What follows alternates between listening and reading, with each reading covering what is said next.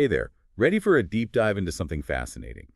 We're talking medicinal cannabis and its potential for chronic pain, depression, anxiety, even sleep problems.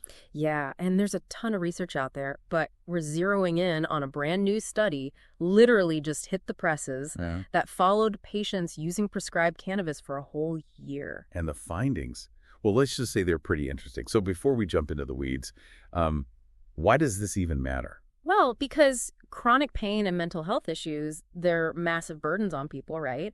And finding effective treatments is absolutely crucial. Exactly. These aren't just things that clear up in a few days. They can impact someone's life for years, decades even. Absolutely. And that's why this study is so important. It focused on prescribed cannabis. And I think it's really important to highlight that this isn't about, recreational use. Right. We're talking about specific strains and dosages recommended and monitored by a doctor. Exactly.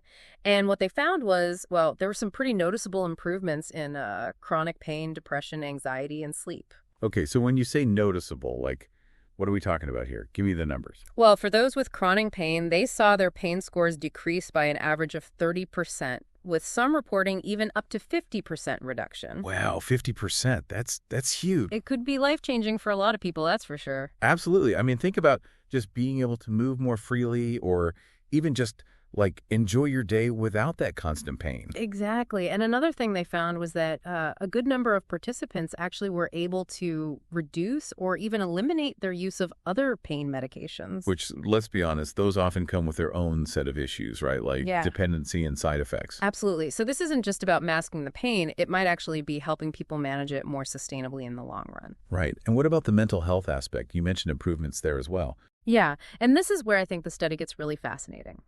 About half the participants reported significant improvements in their mental health.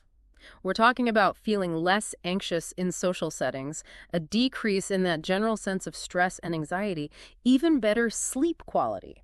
Wow. Okay, so we're seeing improvements in both physical and mental well-being, which sounds incredibly promising. But I'm guessing it's not all sunshine and rainbows, right? What's the catch? Well, you're right, it's not a miracle cure. While those initial results are encouraging, the study did find that for a lot of people, the effects seemed to taper off a bit as time went on. By the 1-year mark, those improvements weren't as pronounced. Interesting. So almost like the body builds up a tolerance over time. That's one theory. It could be that finding the right long-term approach with medicinal cannabis, it needs to be very personalized.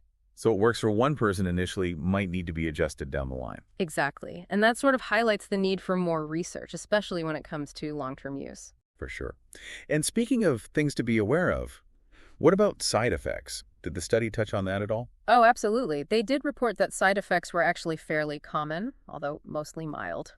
Things like dry mouth, sleepiness, dizziness were reported. Okay, so, important things to be aware of, especially if you're driving or operating any heavy machinery. Right. Always use caution and follow your doctor's guidance. So I think the big takeaway here is that while this new research on prescribed medical cannabis is really exciting, there's still a lot we don't know. Yeah, I think that's a fair assessment. It raises more questions than it answers in some ways. Absolutely. How do we balance these potential benefits with this need for more research, especially on those long-term effects?